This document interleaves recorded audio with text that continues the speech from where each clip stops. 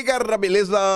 Como é que vocês estão? Meus amigos, 11 de abril de 2026 entra pra história como o primeiro levantamento do Datafolha onde um presidente de direita lidera no segundo turno. Nunca antes na história deste país, o instituto mais petista de todos apontou um candidato de direita liderando. Nem mesmo Bolsonaro em 2018, aparecendo empatado atrás do Haddad. Obviamente falaremos sobre isso na segunda parte. Nosso futuro presidente Flávio Nantes Bolsonaro. E outros assuntos também.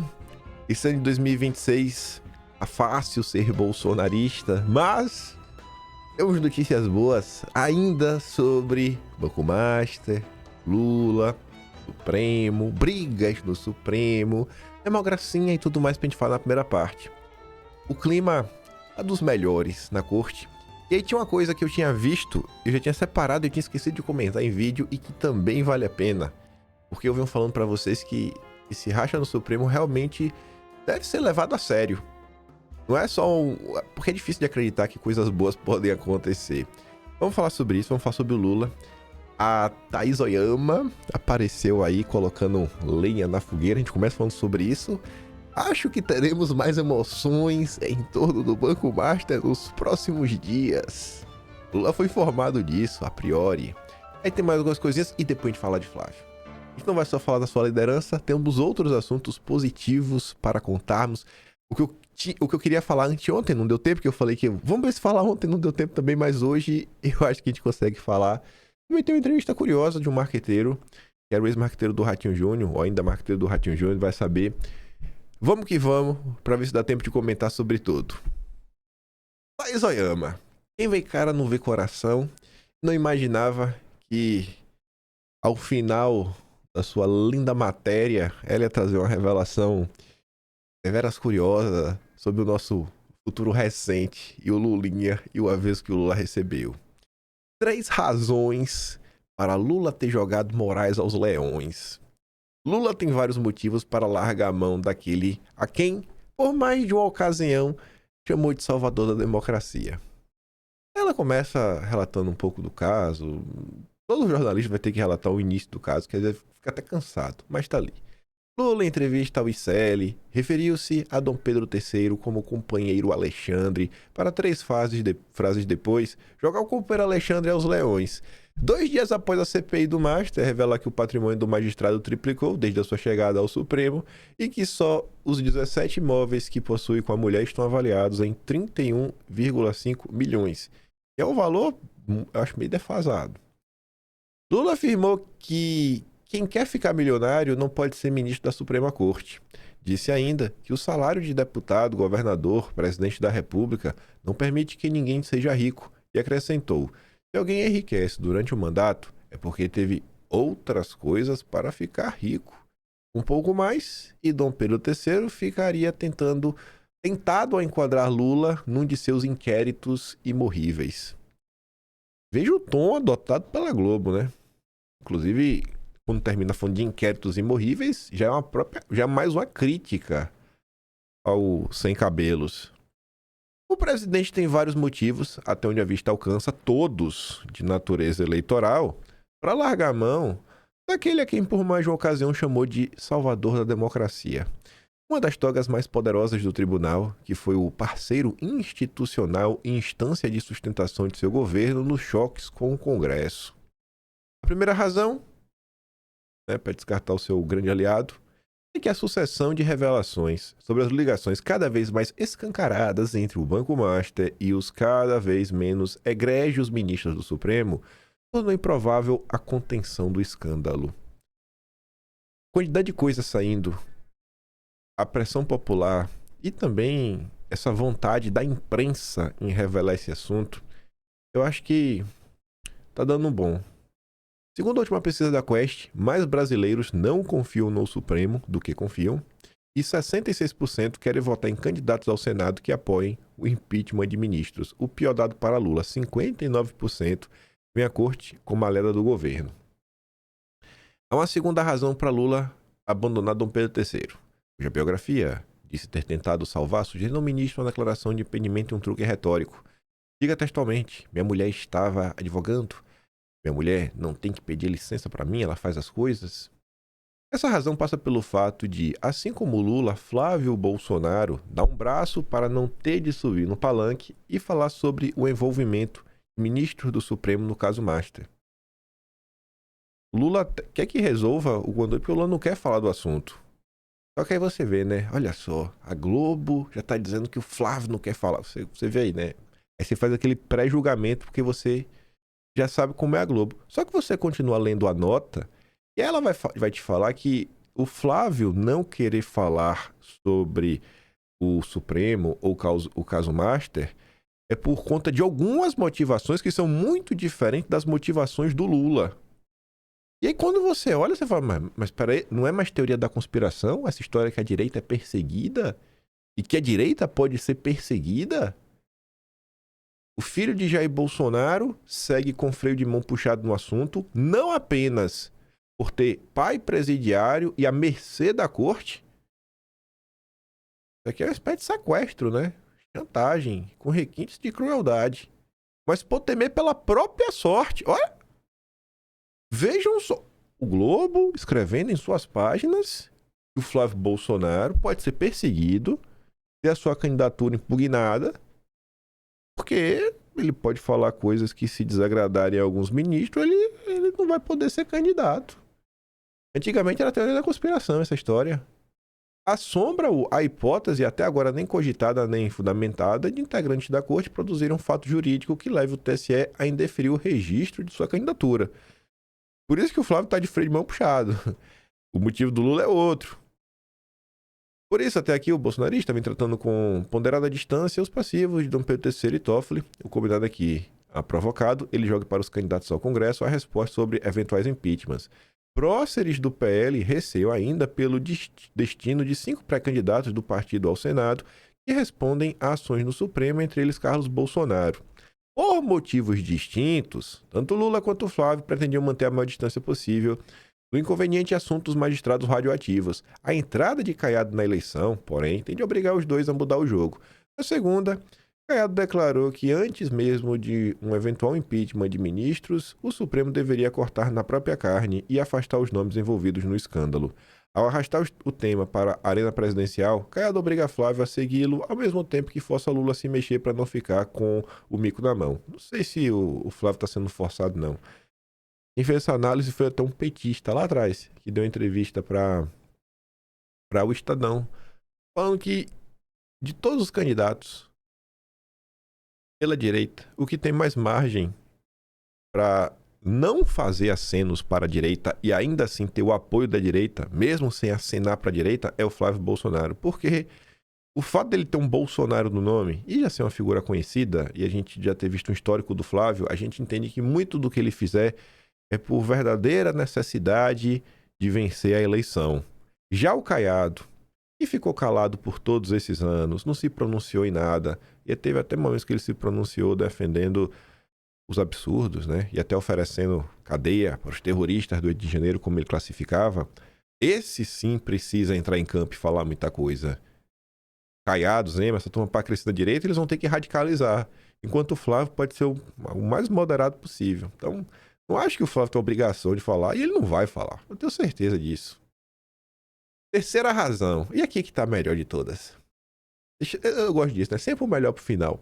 A terceira razão para Lula buscar distanciamento sanitário do ex-aliado. Ex-aliado, meu Deus, não são mais amigos. Dom Pedro III nasce do solo fértil da especulação, que é que um passarinho altamente informado sobre o andamento das investigações policiais do Master, me veio o nome na cabeça, viu? Contou ao Lula, mais coisa pesada vem por aí. E que não há salvação para a biografia do companheiro Dom Pedro III. Eita, rapaz. Mas que coisa. Quem será que falou para Lula? Quem que pode ser altamente informado do andamento das investigações? Quem saberia o que se passa na PF podia ter contado pro Lula? Aí, Lula. Que bom, viu? O Brasil vai sorrir. Parece que esse período olha, vai acabar. Essa nota aqui, pra mim, não condiz com o tom que quer vender. A reação nada amigável de ministros do Supremo à fala de Lula sobre Moraes e Vorcaro. Veja como essa nota é bem genérica e fala um monte de coisa, assim, fala muito, mas não fala nada. Ministros, alguns bem próximos de Lula, ficaram contrariados com as falas do petista sobre a biografia de Dom Pedro III. Para o integrante do Supremo, ouvido pelo radar, a fala do petista reflete certa ansiedade ante dificuldades eleitorais do presidente da República para fazer deslanchar seu projeto de reeleição. Isso é Lula sendo Lula, com medo de perder a eleição. É altamente injusto falar do Supremo, mas tem um problema do governo, diz o ministro. Acabou.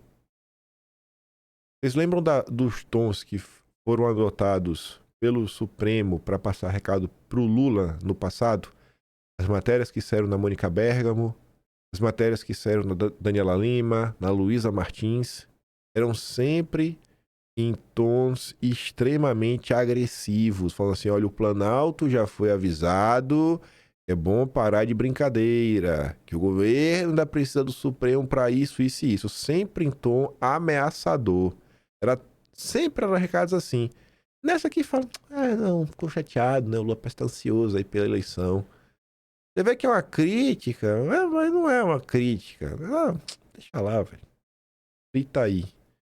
Talvez, como eu comentei ontem, precisamos estar distante verdadeiramente de uma largada de mão. Não existe talvez um interesse tão grande em proteger o homem que um dia é a pessoa mais poderosa desse país. Impeachment de ministro do Supremo vira prioridade polêmica entre pré-candidatos ao Senado. Podia estar no vídeo ontem, o espírito do tempo. Assim como os governadores democráticos que nunca se posicionavam sobre nada, agora vê as pesquisas. Você quer se eleger para o Senado, é bom você defender o impeachment. Deixou até de ser crime falar de impeachment. O debate certamente terá esses 4 grandes temas na pauta, mas pela primeira vez vai incluir entre os assuntos dominantes do Supremo. Levantamentos realizados pelos institutos de pesquisa mostram que os mesmos brasileiros que se preocupam com segurança, inflação, corrupção e saúde, esses são os 4 temas que estarão presentes, também consideram importante votar em alguém comprometido com impeachment de ministro da Corte.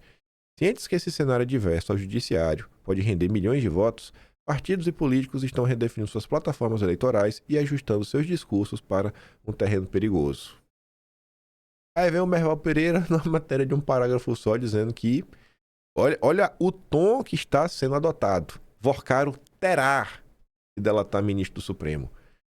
Já estamos vivendo um cenário no Brasil que tudo que foi usado contra Bolsonaro eles estão sentindo na pele. A mesma imprensa que criminalizou Bolsonaro frente à opinião pública,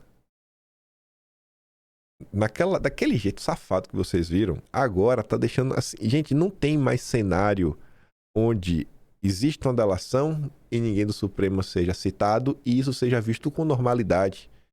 A imprensa está avisando para toda a população, olha, eles precisam ser.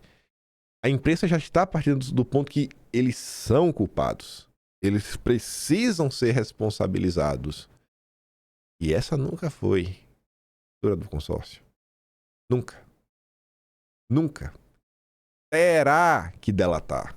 Vorcaro terá que delatar. Eu quero também. Vai que é tua, Paquito. A delação premiada do Paquito só valerá se ele der caminhos para provar tudo o que já sabemos e mais o que a gente não sabe, provavelmente muita coisa que a gente não sabe. O ministro André Mendonça está disposto a aceitar a relação desde que ele revele fatos novos ou dê pistas novas para o que já sabemos. Não vai aceitar enrolação. Por exemplo, se ele não explicar a relação com os ministros do Supremo, não vai ser aceita. É ridículo fazer delação sem contar o que todo mundo já sabe pelas informações que se tem até agora. O que todo mundo já sabe? Eu não sei de nada. Eu sei que eu estou do lado da democracia. Isso aqui eu tinha separado.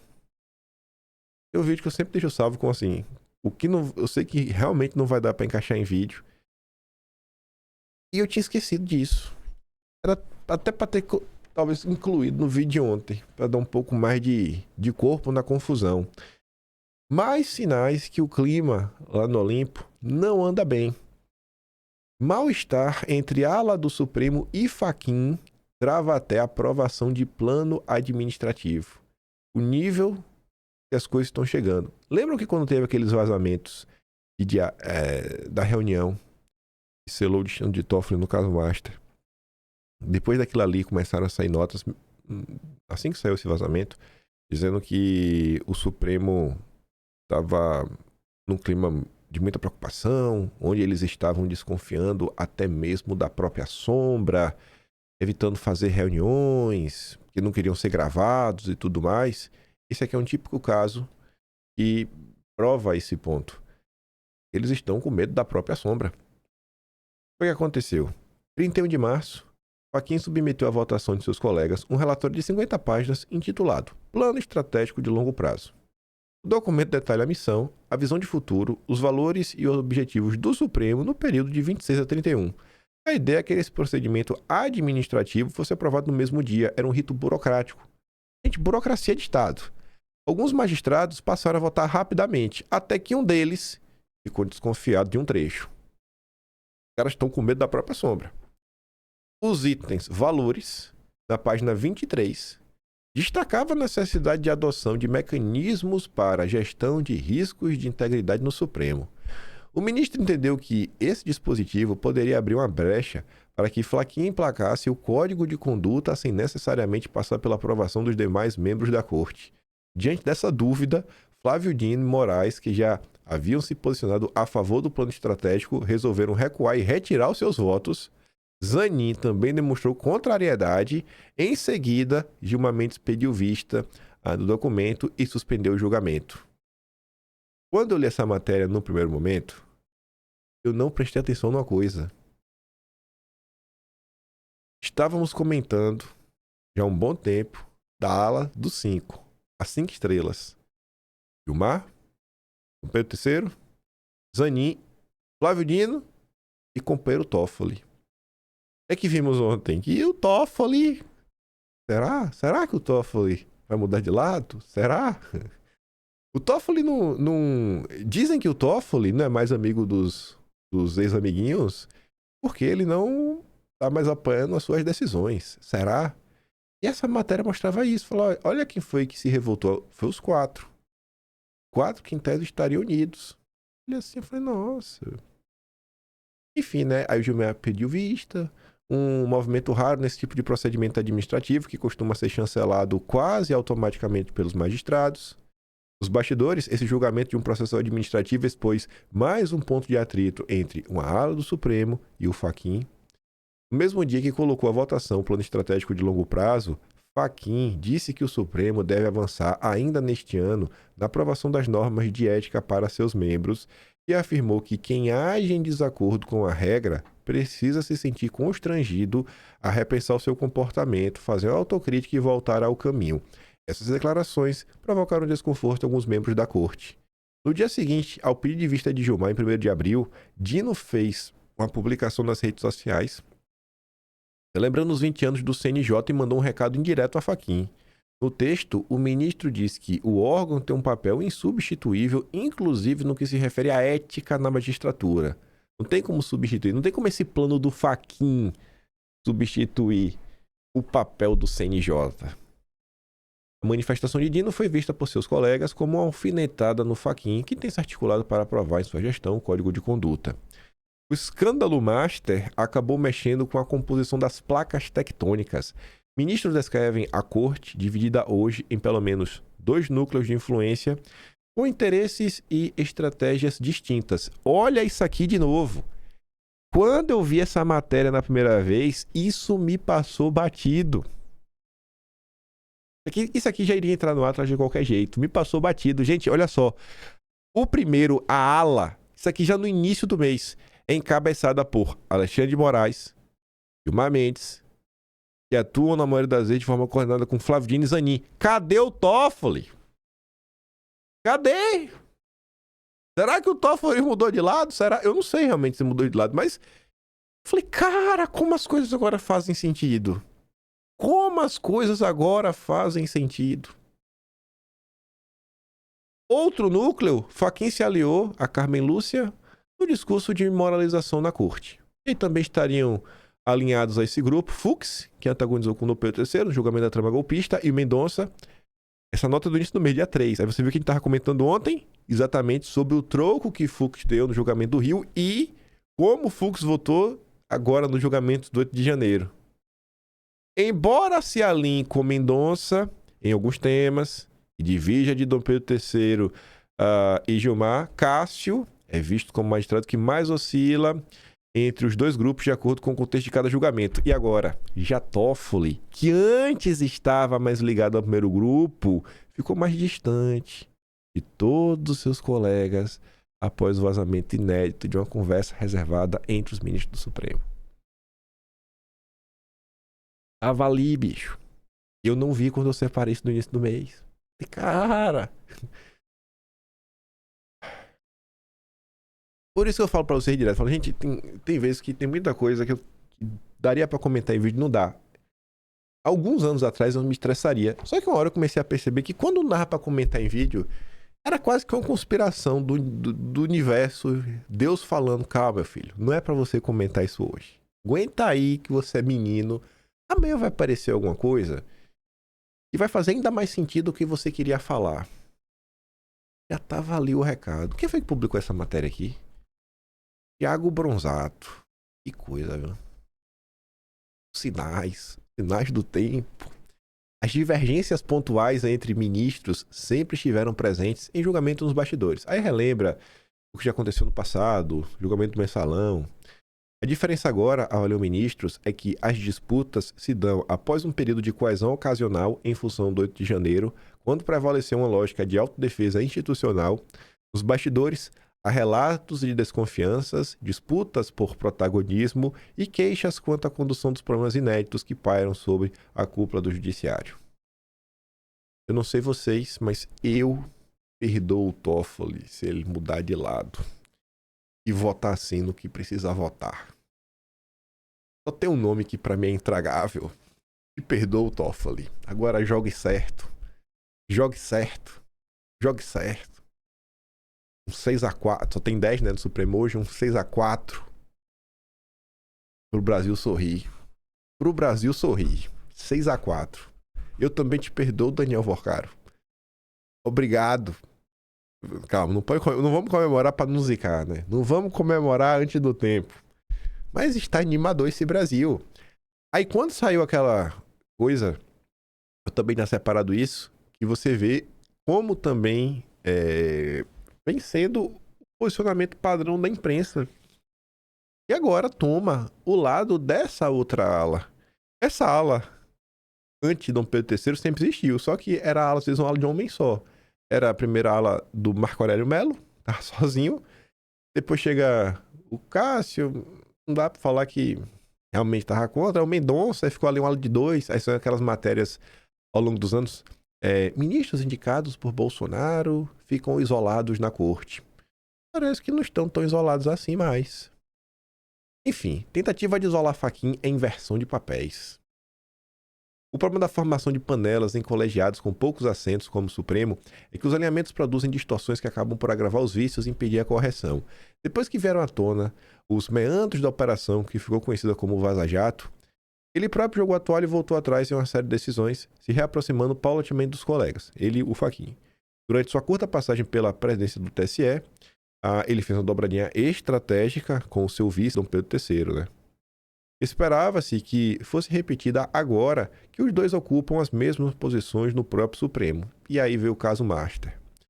Dom Pedro III passou a ser questionado pela sua relação com o Paquito e sua instituição. Ele é hoje um dos ministros mais poderosos da corte. A confluência de investigações sob sua relatoria, entre elas o inquérito 1001 Utilidade das Fake News, construíram a rede de influência tal que, mesmo tendo sido designado por Michel Temer, foi abraçado como herói pela esquerda. Seu grupo de aliados inclui o grande articulador do Supremo, o decano Gilmar Mendes, e pelos demais 3 integrantes fixos, Toffoli, Zanin e Flávio Dino. Veja que isso aqui sai no mesmo período daquela nota, mas a informação do Toffoli, talvez, balançando, não estava presente. A Manúcia também avessa a lógica de clubes que vigoram no Supremo tem seguido a maioria das decisões do Dom Pedro III na turma e no plenário. Tamanha influência deu a Dom Pedro III a percepção de estar à prova de todo e qualquer questionamento interno e externo, mas ele parece convencido que tem que receber dos pares apoio e reconhecimento incondicionais, blindagem mesmo. Essa tese, que mostra o tamanho da dissociação entre a imagem que os magistrados têm no tribunal e da sociedade, tem levado a submeter em Fachin uma pressão escancarada para que recue de propostas minimamente moralizadoras, como o tímido código de conduta. Não completa inversão, aqueles que deveriam ser instados a dar explicações e adotar transparência sobre suas ações enquadram e exolam o Fachin.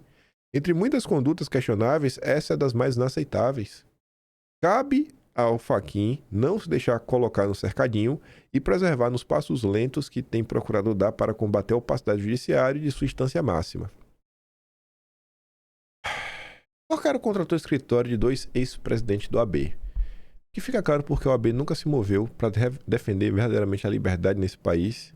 Naquele momento era defender o bolsonarismo de toda a perseguição. Não é difícil de entender o posicionamento do AB. Dormindo em berço esplêndido. E falando de perseguição, não deu pra gente comentar ontem, mas vai dar pra gente comentar hoje. Esse editorial também muitíssimo curioso, muitíssimo, gente. Dia 11 de abril, 10 e 11 de abril, viu? Que fim de semana.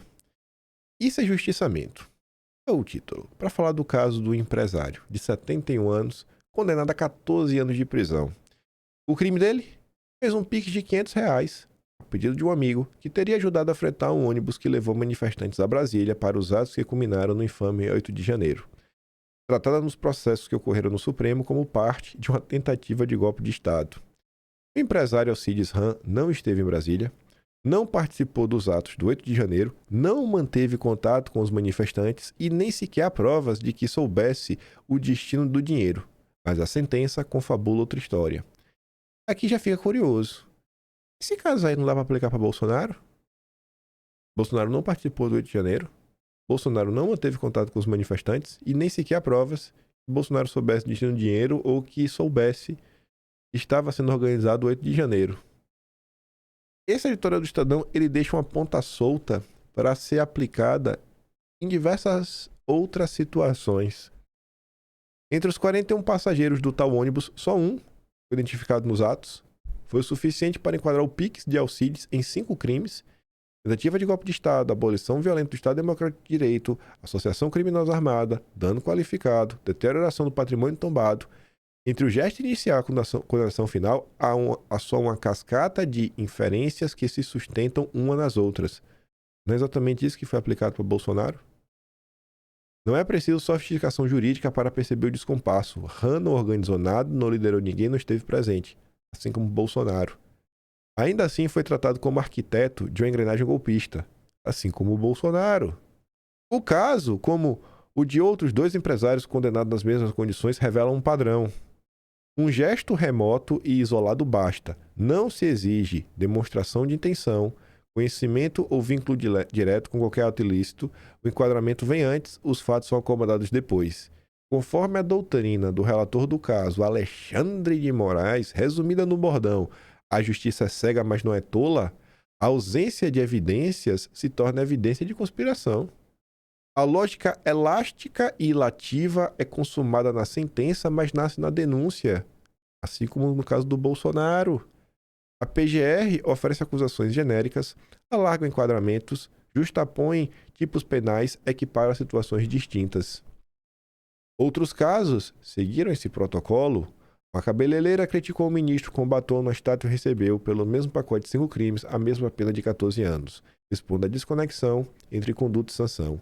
Idosas com doenças graves voltaram ao cárcere por descumprir regras formais de deslocamento para atendimento médico, expondo a desconexão entre direito e humanidade. Uma vez fixado o enquadramento, o restante se ajusta. Não foi assim com o Bolsonaro? O fato individual perde substancialidade e é absorvido por uma grande narrativa. A trama golpista se tornou uma entidade metafísica. Final dos tempos, hein? Nem o Estadão mais está comprando essa história de golpe. O indivíduo que deveria responder pelo que fez, responde pelo contexto em que foi inserido. Tipo Bolsonaro?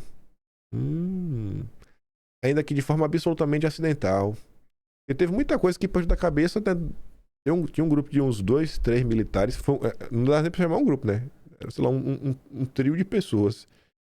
E aí realmente passaram do ponto. Mas tentaram falar que a culpa era de Bolsonaro, que ele sabia de tudo. Aí que foi impresso em algum lugar. E olha, o Felipe Martins estava no Planalto nesse dia. Aí o cara mostra até os recibos do Uber, mostrando, não, pô, eu não tava lá. Não, mas você tava lá. Eu vou te prender, porque eu não gosto de tu. Centenas de manifestantes que acamparam em frente aos quartéis receberam ordens de prisão em massa com denúncias industrializadas sem individualização. A multidão vira o único réu. Um morador de rua passou mais de um ano na cadeia apenas por observar os protestos. A presença basta como evidência de dolo. A responsabilidade se amplia por associação. O risco de fuga atribuído a alguns justifica prisões preventivas a todos. Isso aqui aconteceu no caso Vasquez. O risco de um foi aplicado a todos. Vai ser criando um clima para uma comissão da verdade. Essas pessoas precisam ser indenizadas. Para piorar, essas pessoas não têm foro especial, nem sequer devem ser julgadas pelo Supremo. Os princípios do juiz natural e duplo grau de jurisdição foram destroçados. Nem Bolsonaro deveria ser julgado pelo Supremo. Eles mudaram o entendimento, deixando o erro sem caminho claro de revisão. Nesse modelo, a prova perde centralidade e cede espaço a presunções. Crimes graves passam a alcançar condutas periféricas. Os processos e ritos prosseguem mecanicamente, mas com garantias trituradas. Ao mesmo tempo, o tribunal acumula funções, investiga, julga, amplia competências, enfraquece freios internos, afasta a prestação de contas, uma concentração de poder sem paralelo no mundo democrático. Em qualquer padrão mínimo de razoabilidade, isso não se sustenta. Julgar não é colar rótulos penais, é distinguir condutas, apurar intenções e hierarquizar responsabilidades. Um sistema que pune por associação, presume intenções sem prova, iguala condutas distintas e instrumentaliza apenas para dar castigos exemplares ou pedagógicos, não está fazendo justiça.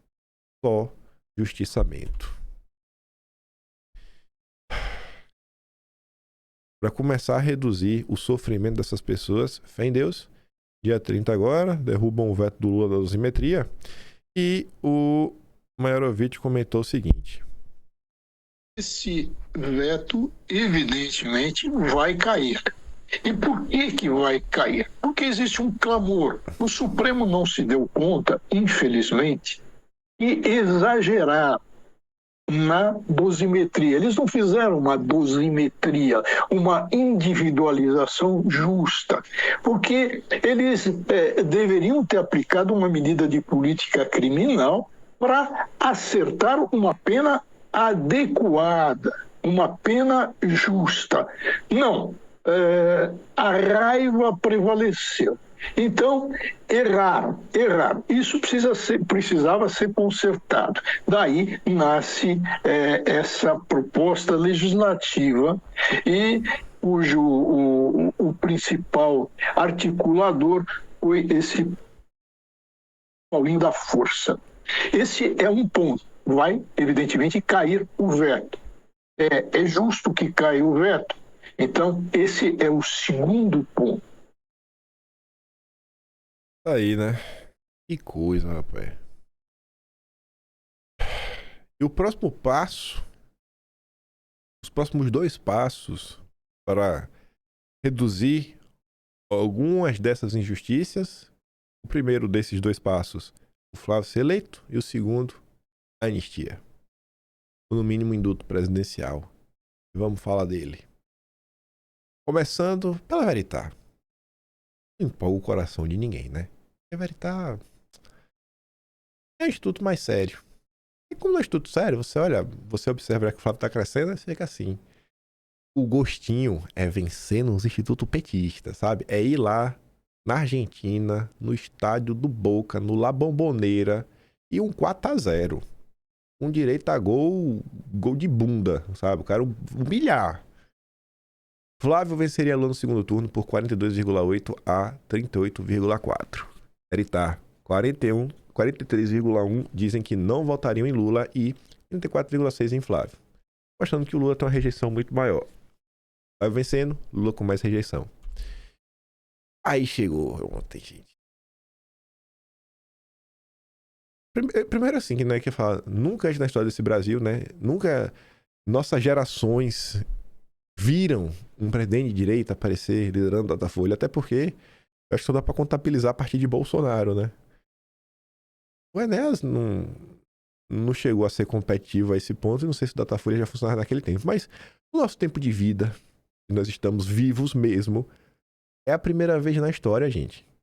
É um fato histórico. Nunca um presidente de direita apareceu liderando o segundo turno no Datafolha. Bolsonaro, no Datafolha em 2018, apareceu no máximo empatado. Flávio tem 46 e Lula 45. Eu queria ter gravado esse vídeo ainda. Normalmente eu gravo horas antes do vídeo ir ao ar. Mas eu queria ter gravado meio que no dia anterior, pro meu domingo ser um pouco mais tranquilo, sabe? Poder passear com meu pai e minha mãe desde cedo. Eles ainda estão aqui. Aí eu vou mostrar pra vocês, porque eu não consegui gravar o vídeo antes de dormir. Que eu publiquei o vídeo ontem, né? Eu tinha terminado de publicar o vídeo ontem, eu continuei trabalhando. Eu falei, pô, eu ia emendar, ficar tipo assim, até 1 a 2 da manhã, fechava e fazia outro vídeo. Mas eu não fiz isso porque eu não queria arriscar, porque eu não sabia que horas eu ia dormir, porque eu tava esperando isso daqui, ó. Quem abrisse a Folha de São Paulo até até um meio-dia do dia de ontem, veria assim, ó. Você vai descer lá tem as primeiras notícias em destaque na coluna de política, e tava aqui, ó. Aí tinha a notícia do Caiado. Caiado defendeu jornada diária de 10 horas e apelou a Chico Xavier em campanha de 89, e tinha de baixo: Datafolha, precisa sobre a eleição presidencial será divulgada nesse sábado. Só tinha essa. Ao ler isso daqui, eu sabia que eu só podia gravar o vídeo com Datafolha. E eu sabia que o Flávio tava na frente. Vocês vão achar que eu tô falando isso pra tentar levar o meu passe. Mas eu leio tanto a imprensa todos os dias, eu começo a achar algumas coisas curiosas. Por exemplo, olha pra isso aqui. Resultado é retrato do momento, não prognóstico que sairá das urnas. Na hora que eu li isso, eu falei, o Flávio tá liderando. O Flávio tá liderando. Essa nota aqui já foi atualizada, sabe? Eles já botaram aqui o resultado.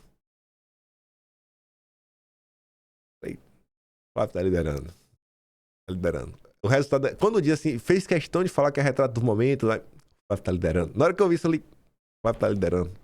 Vou ter que esperar, vou dormir, vou acordar cedo no domingo. Assim que acordar, vou ver o Flávio liderando, vou pegar as notícias para complementar o vídeo e pau no gato. E dito certo, acordei, o Flávio tava liderando. Flávio Bolsonaro, numericamente à frente. Aparece numericamente à frente. Flávio já lidera todos os diferentes cenários dos diferentes institutos, com exceção de um, ele aparece numericamente empatado, ambos com 43%, que é a Quest, que será nessa semana. A minha expectativa, que eu tinha comentado aqui, veio o que? Olha, gente, poxa, a Quest aí, que é o segundo instituto mais petista do país, já estava empatado. Eu falei, pô, já pensou em abril ali o Flávio passa, no Datafolha o Flávio dá uma empatada, e aí em maio o Flávio passa o Lula até no Datafolha. Vocês já pensaram isso? Gente, isso aqui era um sonho. Isso aqui pra mim era um sonho até um mês atrás. Eu achava que dava pra sonhar, que eu não tava me enganando tanto pensar que em maio o Flávio estivesse na frente. Isso porque tem uma galera que não participa da campanha, não participou da campanha, joga contra, sem apoio das estrelas, só com as tia do Zap, tia do churrasco, ele mesmo, a força do sobrenome, do legado do pai, o apoio dos irmãos e de alguns políticos, óbvio. Flávio chegou aí. Isso daqui é importante também para outra coisa. Primeiro, outras coisas. Uma das coisas, isso acontece em tudo na vida. As pessoas gostam de torcer pro vencedor. Já está liderando desde agora. Tem muita gente que vai votar só porque o cara vai ganhar. Porque não quer torcer porque ele vai perder. Quem nunca assistiu a corrida de Fórmula 1, via lá o Schumacher na frente, torcia pro Schumacher, porque não queria torcer pra quem fosse perder. Não era nem por simpatia do Schumacher. Vai, já foi. Já tá lidando agora. O voto do eleitor que quer votar no vencedor já veio. Olha aquilo ali, que maravilhoso. Saiu de uma diferença de 15 pontos em dezembro, com todo mundo jogando contra, dizendo que não tinha viabilidade, que Bolsonaro tava louco, que não é assim que as coisas acontecem. Tá ali na frente, liderando.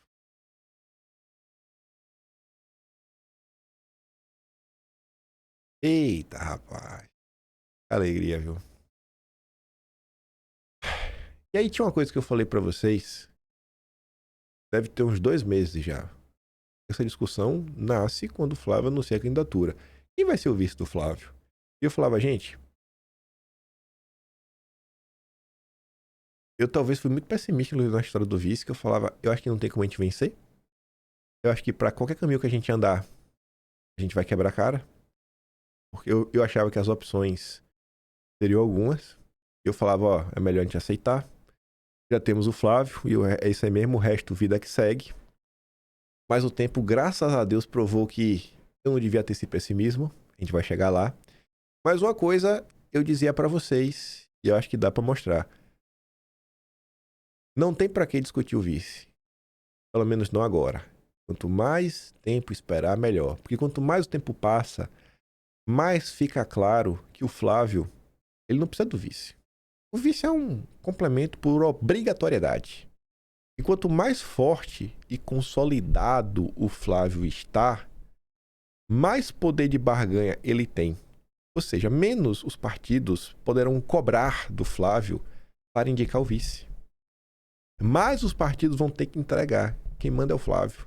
Quem lidera, o Flávio já está ganhando. O Flávio já está ganhando. E aí eu quero colocar para você uma coisa em perspectiva. Ainda tem isso aqui, ó, Datafolha. 48% rejeitam Lula, 46% Flávio.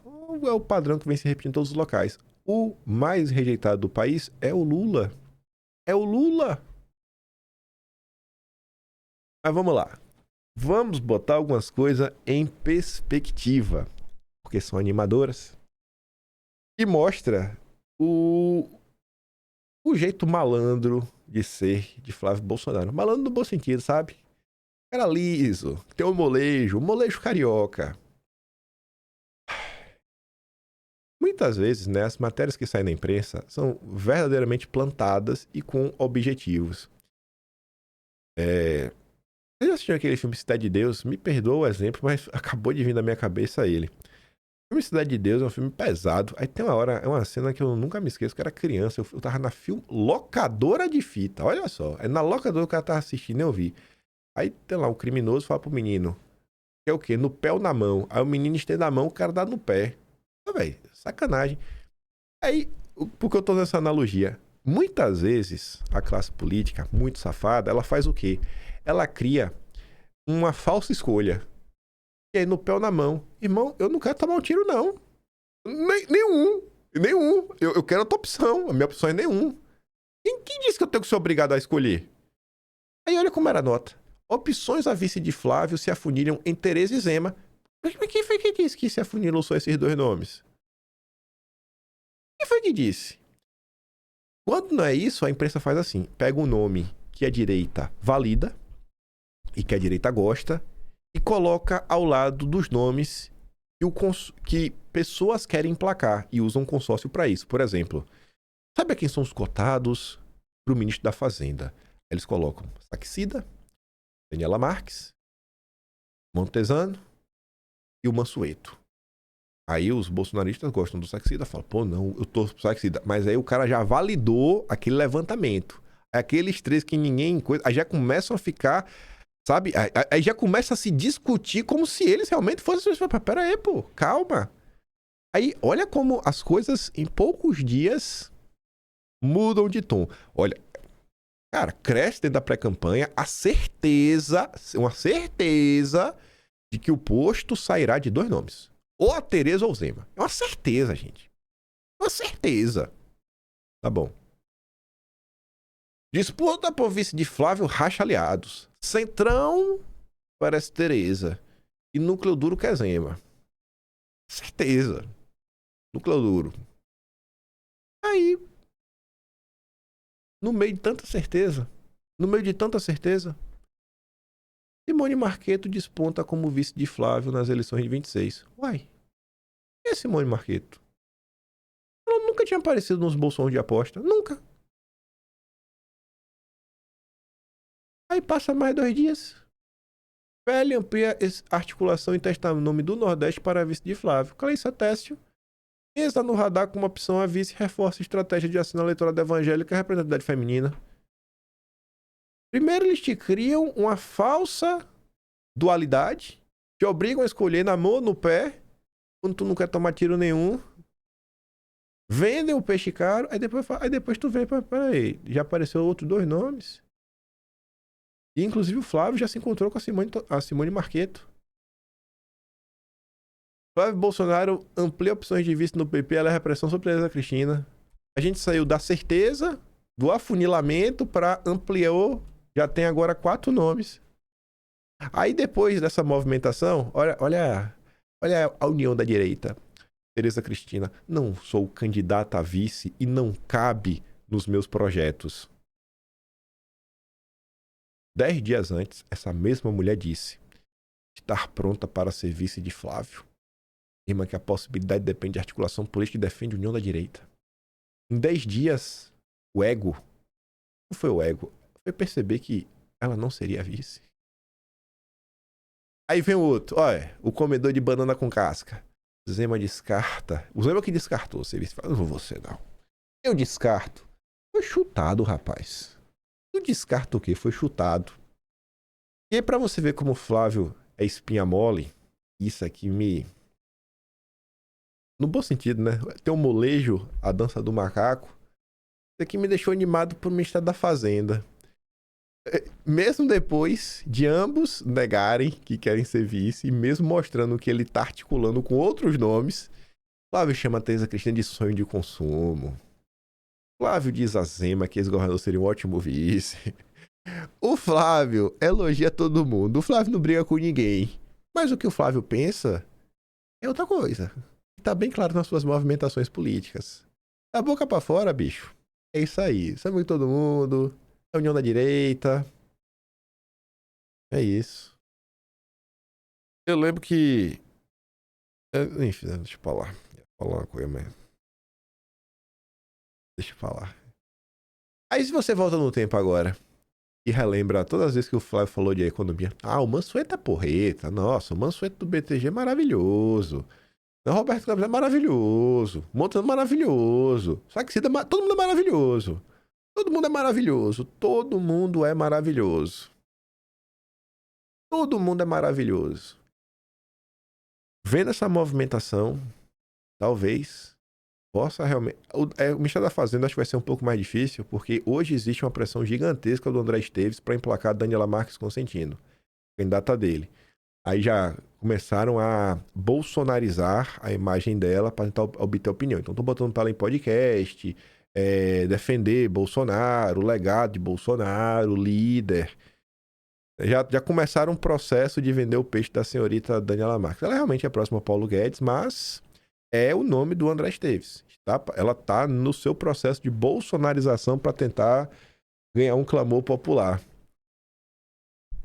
Aí veja só as opções que o Flávio colocou na mesa. Eu até cheguei a falar, gente, eu acho que vai ficar entre a Tereza e o Zema. Vai ser ou a JBS através da Tereza, muito próxima, ou vai ser a JBS através do Zema. Eu tinha comentado essa semana. Aí agora surge uma deputada federal próxima do Frei Gilson, não acho pouca coisa, que é o nome do PP para ser vice de Flávio, Simone Marqueto. Simone, por sua vez, agregaria em outros aspectos, avaliam aliados. Ela foi prefeita de Tapetinga por 2 mandatos, ou seja, tem experiência administrativa e conhece os problemas reais da população. É de São Paulo, o maior colégio eleitoral do país, e pode ajudar a atrair o voto de centro, que tende a decidir a eleição. Além de buscar o eleitorado católico, que hoje, em parte, vota na esquerda, a deputada federal disse ao Estadão que a conversa com Flávio foi positiva e que está à disposição do partido para uma eventual composição. Falamos sobre o que entendemos ser o melhor para o Brasil. É preciso uma proposta moderada, não falar em tirar o Bolsa Família, mas mostrar o que vai ser feito para gerar emprego e ampliar as vagas em creches. E vocês não sabem a minha felicidade em ler isso daqui e falar, meu Deus, surgiu um nome a vice e acha que o ponto central é gerar emprego e ampliar em vaga de creche e não responsabilidade fiscal. É mesmo. Existe vida fora da responsabilidade fiscal, que é a única coisa que os liberais sabem falar. Aí a Clarissa Tessio, breve resumo. O PL intensificou as articulações para definir a chapa presidencial encabeçada pelo Flávio. O nome da deputada federal Clarissa Tessio ganhou força nos bastidores como possível candidata a vice. A legenda busca um perfil estratégico para equilibrar a disputa. Uma mulher, religiosa, com capilaridade eleitoral no Nordeste, região tradicionalmente dominada pelo PT, onde a direita busca expandir sua base. Clarissa Tessio atende aos requisitos do partido por ser a deputada federal mais votada do Nordeste, com mais de 240 mil votos e por sua forte ligação com a Assembleia de Deus. A escolha de uma aliada do PP também sinaliza a intenção do PL de fortalecer coalizões com partidos de centro e de direita. Além de força religiosa, o desempenho de Clarissa nas urnas supera nomes expressivos da esquerda na região, o que é visto como um trunfo para atrair o eleitorado conservador nordestino. Eu conversei com o Gilson e com o Gilcinho, filho de Gilson. Perguntei, falei, cara, que essa Clarissa Tessio é ok? E eles falaram, bicho, ela é ponto, sempre foi, eles falam que sempre foi ponta firme, sempre foi uma pessoa direita, e o Gilson também falou do pai dela também. Atrás, obter informações. A Simone Marqueto eu não conheço. Algumas pessoas que conversei não conhecem a história de vida dela, mas aparenta ser uma pessoa de direita. Tem aí alguns projetos ligados a pautas bem incômodas à esquerda. E, sei lá, cria dia aí ela fez a lei do Dia do Rosário, algo assim. Parece ser uma boa pessoa. Apoiou o Bolsonaro em 22, pelo que consta.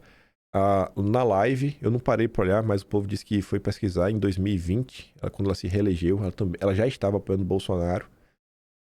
Parece que temos nomes fora do consenso. Então, se pode ter nomes assim para vice, quem garante que não possam surgir nomes melhores do que os nomes do André Esteves para o Ministério da Fazenda? Eu não quero. Minha expectativa estava bem baixa. Tá começando. Eu estou agora me controlando para não aumentar. Porque tá muito animador esses últimos dias, viu? Eu não estou acostumado. É difícil para um bolsonarista se acostumar com coisas boas assim. Vice de Flávio. Escolha põe religião no palanque e mede influência eleitoral. De olho no eleitorado conservador e na necessidade de reduzir a rejeição em nichos específicos, Flávio iniciou a busca por uma vice em sua chapa. A estratégia central, por hora, foca em duas mulheres com forte apelo religioso e regional, mas em estágios diferentes de aproximação. A Simone Marqueto e a Clarissa Tessio. Eu achava que a Simone Marqueto ela tinha se filiado ao PP.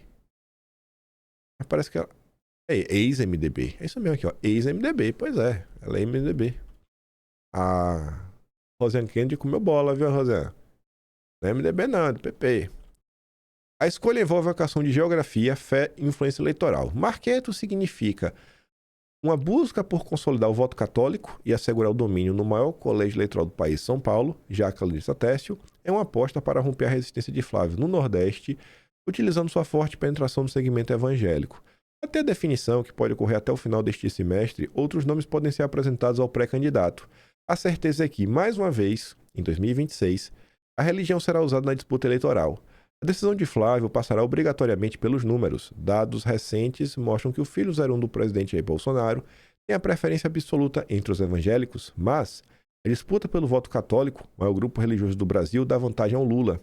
Segundo o levantamento da Telas Intel, Flávio lidera com 65,4% entre evangélicos e Lula alcança 54,2% entre católicos. Os bastidores das negociações para vice. As conversas com Simone Marqueto, definida pela ala paulista do PP para compor a vice de Flávio, são as mais maduras. O Flávio já teve um contato direto com a parlamentar. Eles se reuniram na terça-feira, dia 7, em São Paulo, no Palácio Tangará, a pedido do próprio Flávio. Tereza Cristina é um sonho de consumo. Zema, maravilhoso. Ô, Marqueto, vem aqui conversar comigo. Ei, Flávio, tá me animando, viu? Marqueto, ex-prefeita de Itapetinga, é vista como um nome moderado que pode suavizar a imagem da chapa sem perder a conexão com os valores da família. Por outro lado, o diálogo com Clarissa Tessio ainda ocorre por meio de emissários e lideranças partidárias. Essa é uma figura da ala mais radical do bolsonarismo em Pernambuco estado onde a influência das igrejas evangélicas tem crescido exponencialmente, a avaliação do PL é que ela poderia ser um antídoto para a baixa performance de Flávio na região Nordeste. A certeza mesmo é que quanto mais tempo passar, menos o Flávio tem que entregar e mais os outros têm que fornecer para ter a vice. Segundo Lauro Jardim, teve um jantar entre nosso queridíssimo Ciro Nogueira e o Flávio. Eles jantaram ontem em Brasília, ou seja, dia 8. Trataram da costura para a Federação PP União Brasil indicar o vice do 01, mas nada de pressa. O escolhido não será conhecido tão cedo. A propósito, o PP encomendou pesquisas com simulações de vários vices. Romeu Zema, Tereza Cristina, Eduardo Leite, entre outros. O resultado é que nenhum deles pesa de fato na balança mais que o outro. Não faz diferença. A força tá no Flávio, não tá no vice. O choro é livre. E em meio a tudo isso, estava rolando aí já nas últimas semanas uma movimentação descaradíssima da direita, aquela direita que vocês sabem, para tentar emplacar quem? O meu Zema. O cara pega o clickbait, ó. Flávio diz a Zema que Zema seria um ótimo vice. Sabe, né, que não vai ser o Zema, mas tá ali, ó. Eu espero que Zema seja vice do Flávio mesmo. Pois se ele for candidato a presidente, vai tirar muito voto do Flávio, pois ninguém aguenta mais a postura dos eduardistas, que o candidato não consegue conter. Ai, nossa senhora, o Zema vai ter muitos votos. Brabíssimo. Vai tirar o Flávio do segundo turno. O plano da galera, velho, deu com burros na água. O choro é livre, liberar o boletim. Ai. Com toda a direita permitida, jogando a favor do Partido Novo. Não deu certo, né? Como eu estou triste. Oh, meu Deus, como eu estou triste com isso. Ai, não posso conter minha felicidade, né? Ai, ai, viu, gente? Dá pra vocês uma coisa dessa? Tinha que ser, né? O Pampers. Cabeça de cocô. Só fala besteira, bicho. E é só lobby. É lobby atrás de lobby. Tá? No dia que sai a pesquisa. No dia que saiu a pesquisa. Do Flávio ultrapassando Lula no Datafolha. O cara me disse que a galera votar no Zema. A postura dos eduardistas. É o amigo do... Esse aqui é amigo do Paulo Figueiredo, viu? Esse aqui é amigo do Paulo Figueiredo. Não se preocupe não, que essa semana... Que dia que tem live do Paulo Figueiredo? Não acompanho, não vou saber. Mas a próxima live do Paulo Figueiredo aí, ele vai defender o amigo, o sócio dele, amigo e sócio. Paulo Figueiredo, o Brasil precisa de você, viu? Ah, cuide dos seus amigos. Cuide dos seus amigos. Que vira aí agora. Enfim. Essa entrevista aqui é longuíssima. Ela requer... Nossa, tem muita coisa mesmo pra falar. Ela requer muita coisa. Eu sei que não vai dar pra comentar hoje. Mas já que a gente deu uma azucrintadinha. Deixa eu ver se até ainda pai aqui. Vamos falar aqui de um pouco de outras pesquisas. Do Carlos, do Valdemar e algumas coisinhas que estão acontecendo. Primeiro isso daqui, né? Não aguenta mais os eduardistas. Olha que coisa, né? Prefeito de São Caetano do Sul é expulso do PL após criticar senador Marcos Pontes, ex-colega de partido.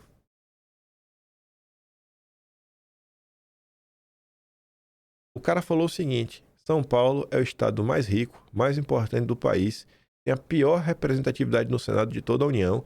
Temos 3 senadores que absolutamente não correspondem ao que o estado espera deles. Essa foi a fala dele. Ele não citou Marcos Pontes nominalmente e ele foi expulso do partido. Ele não citou Marcos Pontes em nenhum momento e foi expulso do partido. Agora, a Campanholo, que ataca dia sim, dia também, o Carlos, o Eduardo, tá de boa. Nada acontece com ela. Valdemar não tá incomodado.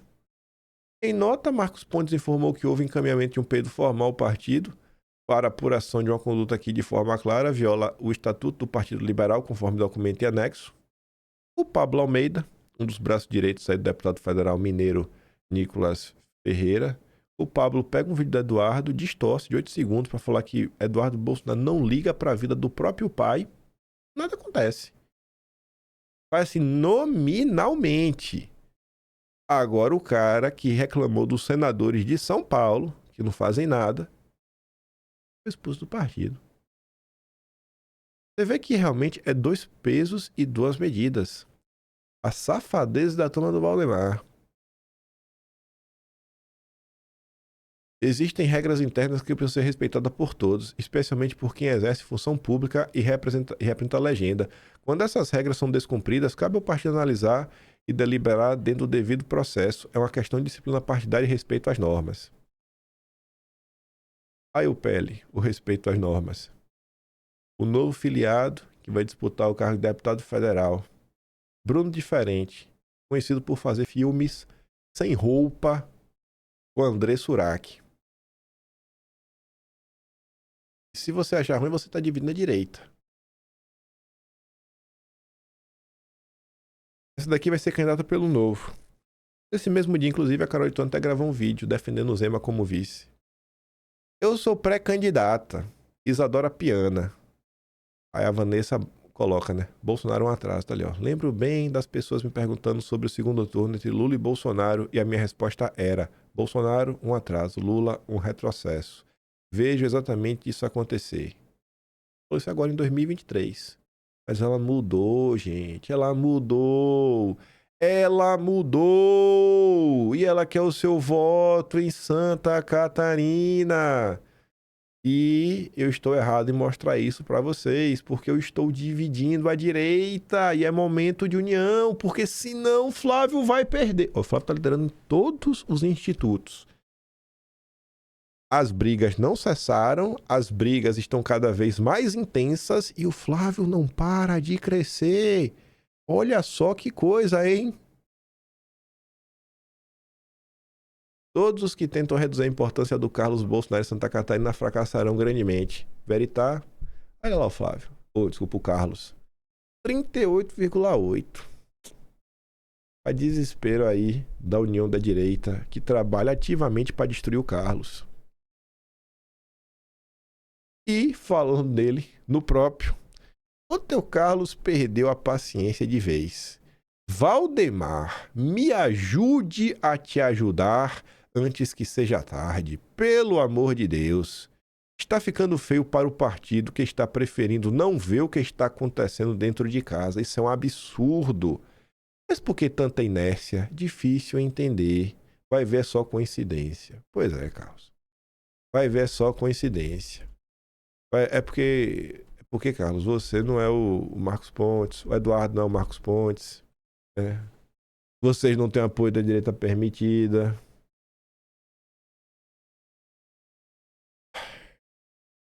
Que coisa, né? Esse é o Brasil. Mas o que importa é... Se preparem para 8 anos de Flávio Bolsonaro. Eu quero falar assim, a entrevista do Marco do Rádio Júnior, ela é interessante mesmo. Tem umas coisas interessantes. E falar sobre 2 falas do Flávio que são interessantes também. 2 acenos que ele fez. Eu acho que começam a levar a campanha para outro campo. Eu acho que vai trazer ainda mais votos. E são coisas animadoras. Vai trazer, inclusive, voto porque são coisas boas, né? O brasileiro quer ouvir coisas boas. Mas eu não vou falar hoje. Só vou falar somente amanhã, né? Vai saber o que o Brasil nos reserva ao longo do dia de hoje. Eu fico por aqui. Se gosta do meu trabalhinho, quiser dar um pouco mais, passa no meu canal. Tem um botão de valeu, tem um Patreon na descrição e tem um Atlas Brasileiro, kimpen.com.br. Vejo vocês amanhã e fiquem com aquele grande beijo, um abraço, tamo juntos. Valeu, meus amigos. Fui!